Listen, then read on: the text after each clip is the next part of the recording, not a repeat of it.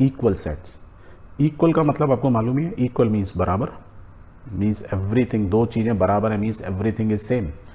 सो यदि सेट्स की यदि हम बात करें, let's say there are two sets A and B, दो सेट्स आपको दिए हुए हैं। So we can say that if every element of A is also an element of B, A के सारे एलिमेंट बी में भी हों, और सेम वे में if every element of B is also an element of A, तो such type of set A and B are called equal set. तो हम बोलेंगे दोनों के दोनों सेट हमारे इक्वल हैं।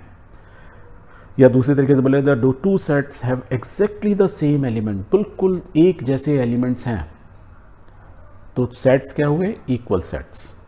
तो इसकी डेफिनेशन यदि हम लिखना चाहें तो हम ऐसे लिख सकते हैं, the two sets A and B are said to be equal if they have exactly the same elements and we write A is equal to B, A is one set, B is another set, दोनों बराबर है, is equal to का sign लगा दिया।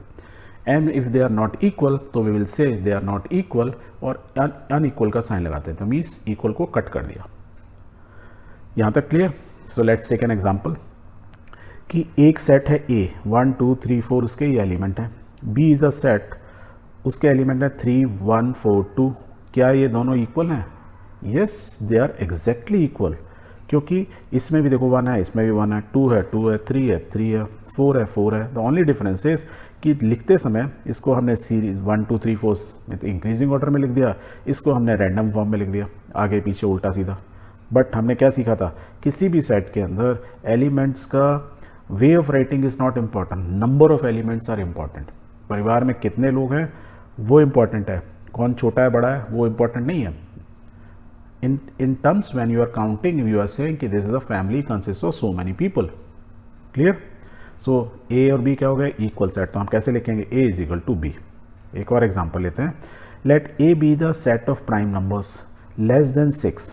a कौन सा set है, वो प्राइम नंबर जो कि 6 से कम है, and p the set of prime factor of 30।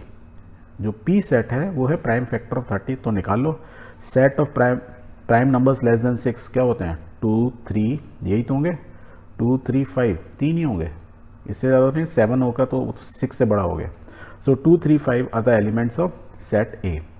यदि p के इसके प्राइम फैक्टर्स निकालो, 30 के HCF निकालो, so you will find it is 2 3 5। सो क्या हुआ, ये दोनों सेट्स, ये जो सेंटेंस में हमने लिखा हुआ है, तो we can say the set A is equal to set p, ये हम बोल सकते हैं। तो both the sets are exactly same. हम ऐसे बोलें या ऐसे बोलें, दोनों का मतलब सेम ही है।